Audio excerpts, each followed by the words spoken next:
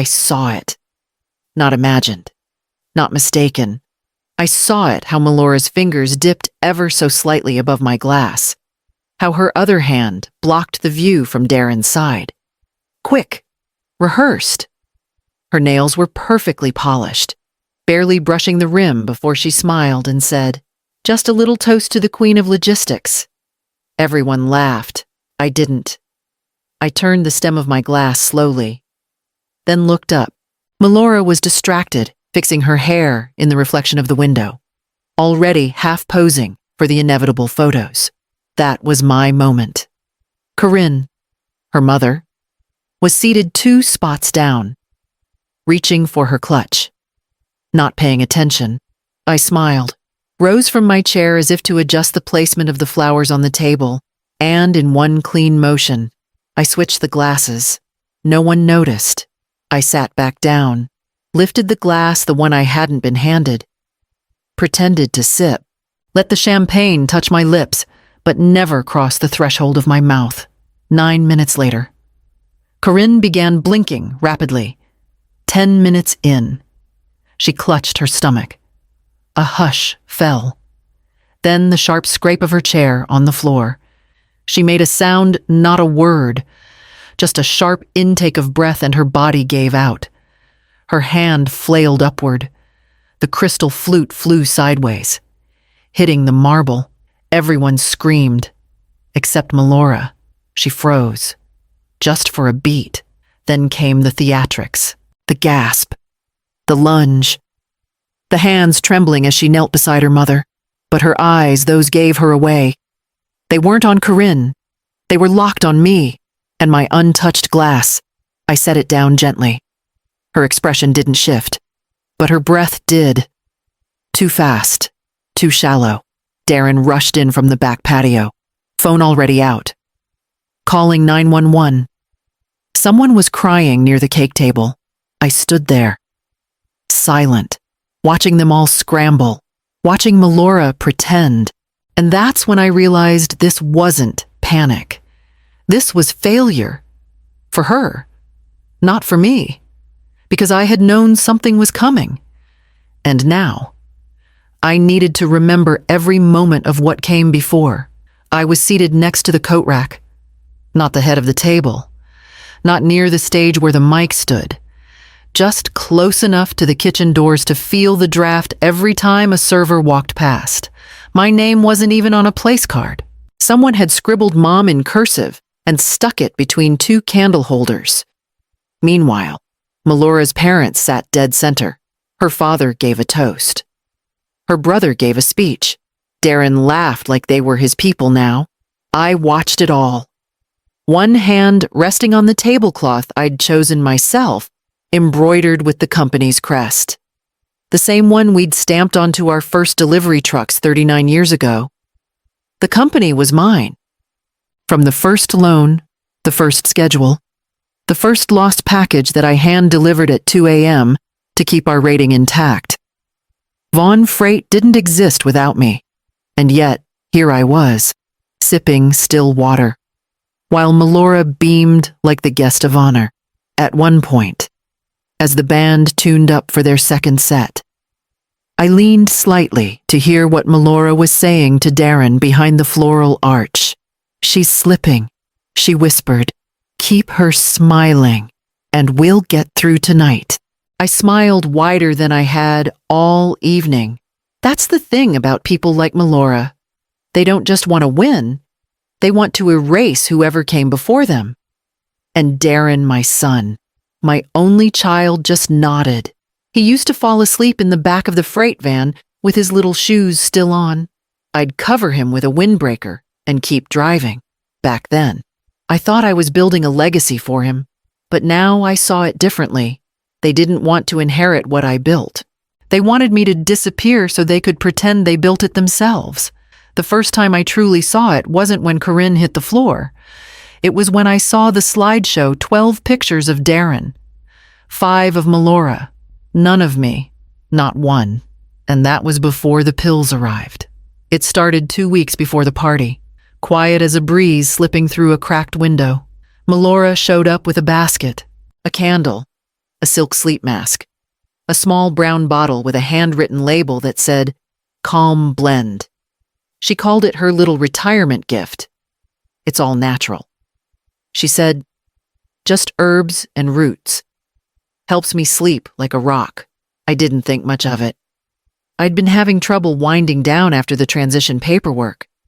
The company wasn't easy to walk away from, even if I'd made peace with it, so I took one capsule that night. The next morning, I didn't remember going to bed. That week, I took another and another. Until one afternoon, I blacked out mid-sentence during a remote board meeting. Came to with the sound of my own voice echoing in the recording. Stopping cold halfway through a sentence. The doctor ran blood work, found nothing. Blamed stress. But Silas, he didn't buy that.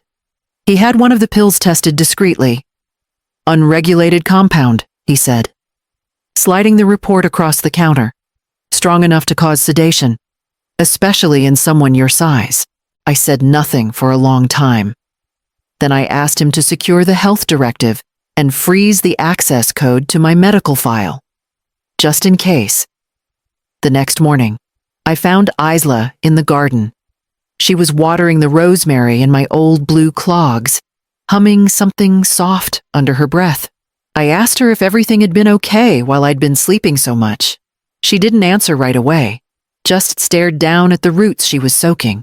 Then she said, Mom told Dad you just needed to rest. Like, permanently rest. Her voice didn't tremble. She was 14, but she knew exactly what that meant.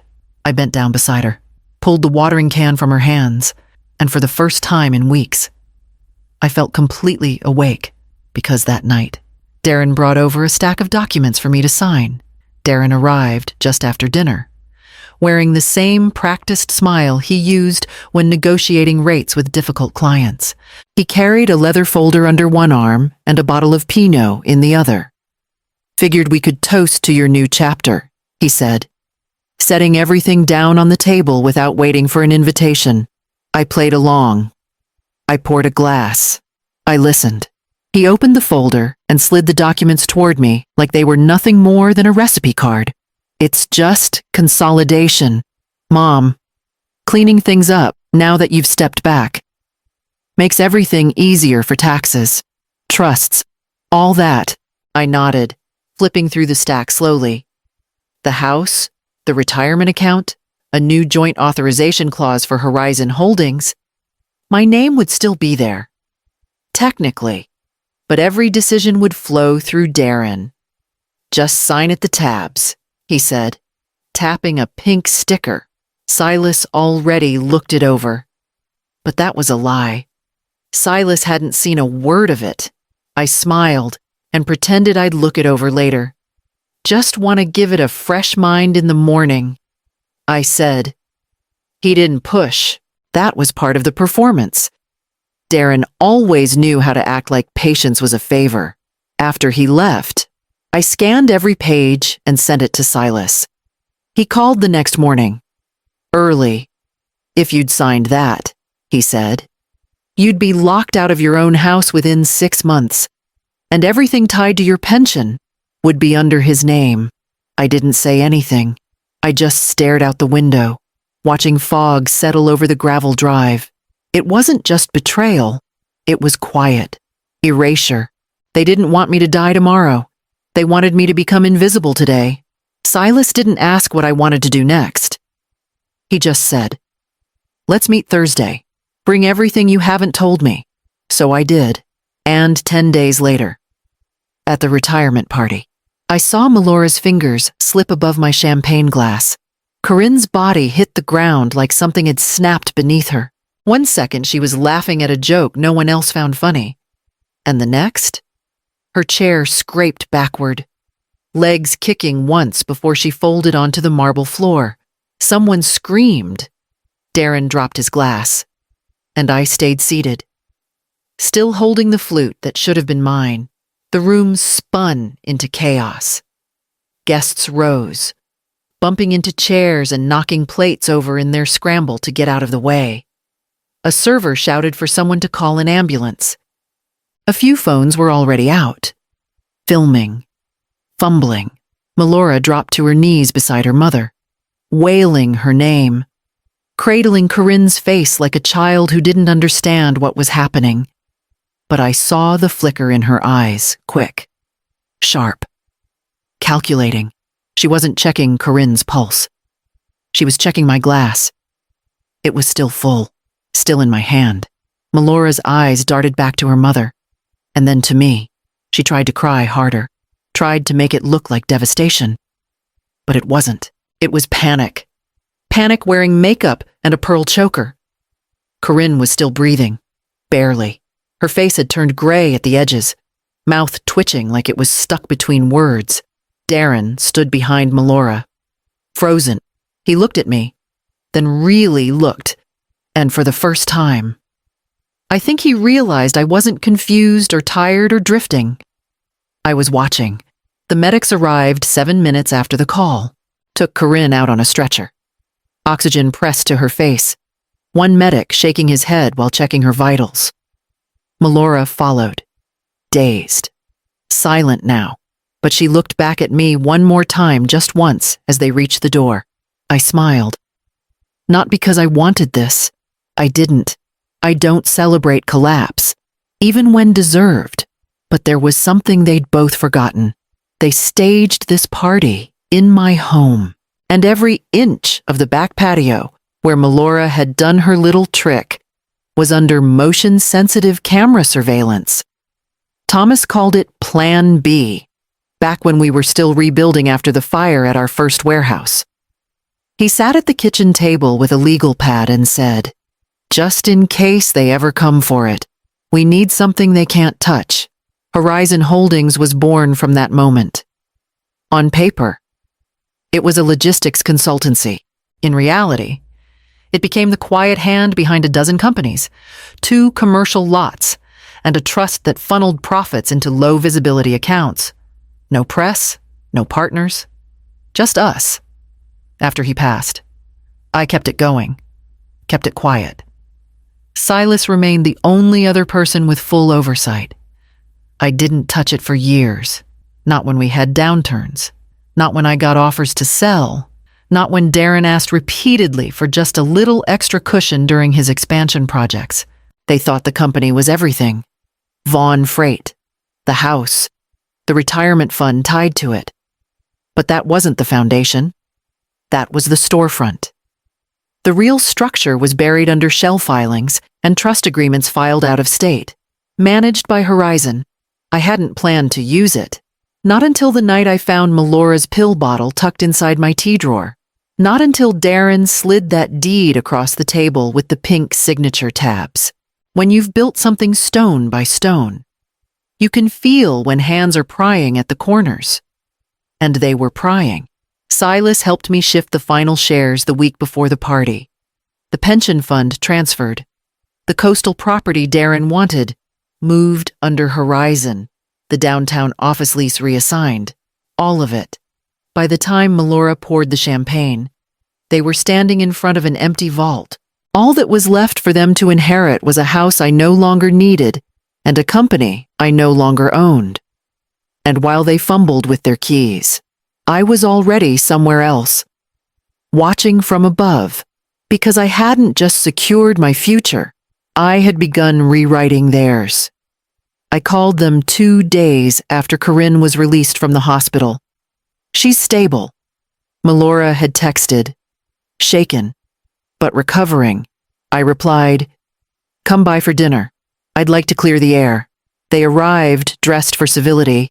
Melora wore a cream blouse that looked intentionally humble.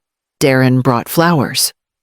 Both smiled as if the past month hadn't cracked the ground beneath us.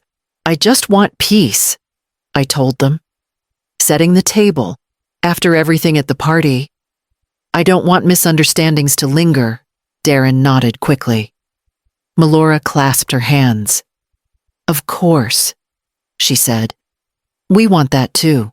I'd arranged dinner in the sunroom, glass windows on 3 sides, soft lighting, a breeze moving through the tall hedges outside, and Silas, seated at a corner table on the patio with a closed laptop and an open bottle of mineral water. I hadn't introduced him. I didn't need to. We ate grilled halibut and roasted fennel. Melora laughed a little too loud. Darren poured the wine too generously. I listened, smiled when they spoke, tilted my head just slightly when Melora began to explain. "We didn't mean for it to go that far," she said, her fork motionless. "You were supposed to sleep through it. That was the whole point. No drama." Darren didn't flinch, just exhaled slowly. "You were overworking yourself," he added. "We figured a gentle pause might help." Melora nodded. "You're always so strong, but we thought maybe you needed someone to take care of things for a while." I pressed my napkin to my lips and met her eyes. "And the pill, the one in the tea." She hesitated, then shrugged. "I told you. It was just herbs." From the patio, Silas didn't look up, but I saw his finger move slowly, once across the touchpad. The mic was live, the file was recording, and they had no idea. When dessert came, I offered seconds. Melora declined. Darren asked for more coffee. I rose to refill the pot myself. My hand was steady, because the next move no longer belonged to them. They came just after 7. Quiet cars, 2 unmarked, no sirens, no warnings. I was sitting at the kitchen table, buttering toast, when the first message pinged. "Silas, they've been served." I didn't move, just folded the phone over and took another bite. By 8, Melora was in handcuffs. She wore the same silk robe I'd seen her parade in during weekend brunches. Her hair was half done, her voice high and sharp as she demanded to know what this is even about. They read her the charges calmly. Attempted poisoning, fraud, conspiracy to defraud a senior of assets.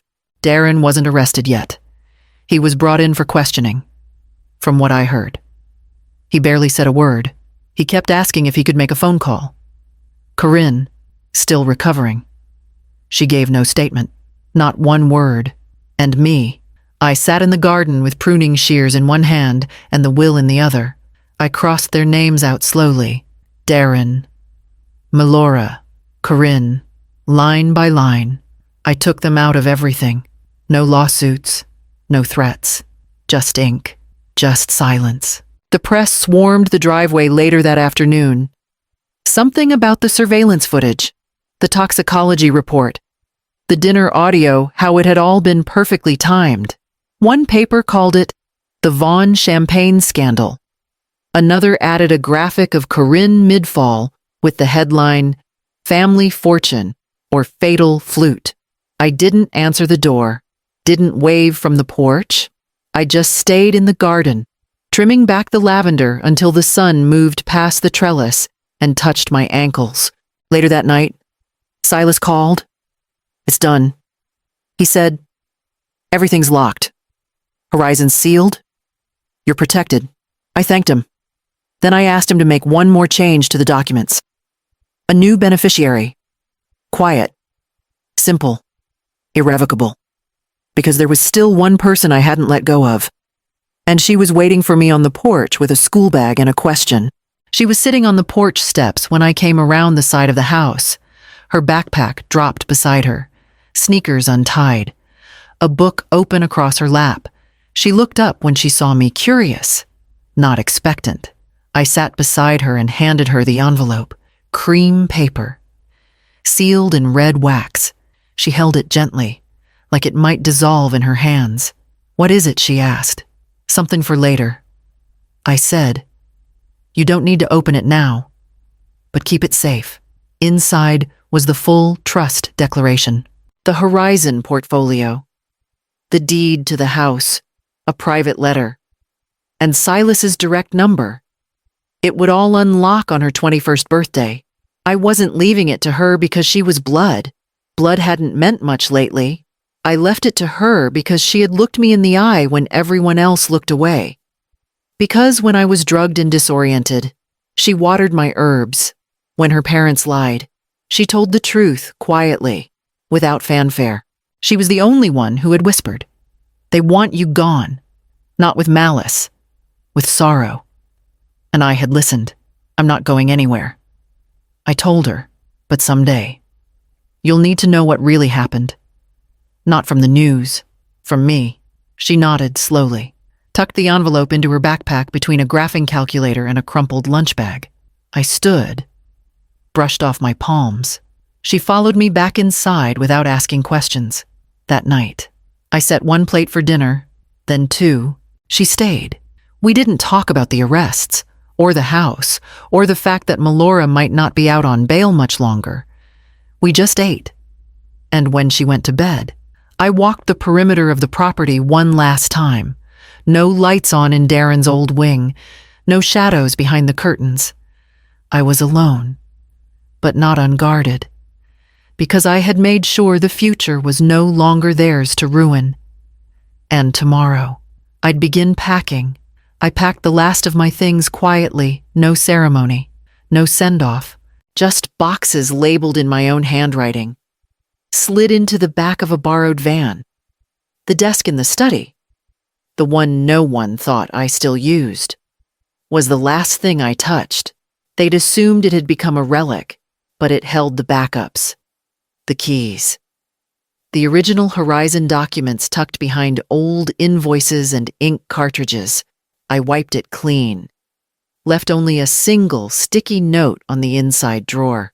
Control is not inherited. It's earned. Then I locked the house behind me. The farmhouse in the Willamette Valley was my sister's once. She passed before she had the chance to retire, before she could fill the kitchen with jam jars and long weekends. I hadn't stepped foot inside since the funeral, but it was mine now.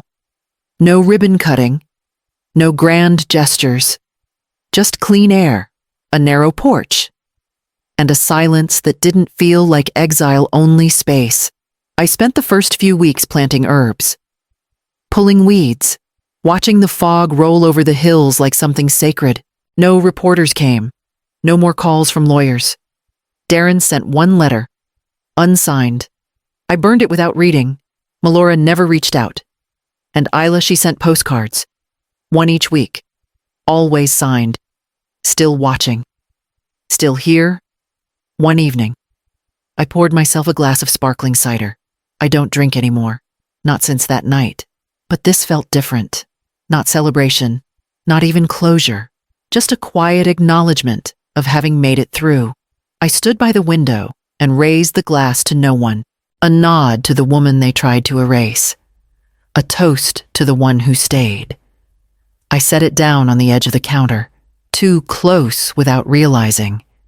It tipped, slipped, and for the first time since the party, I heard the unmistakable shatter of crystal against tile.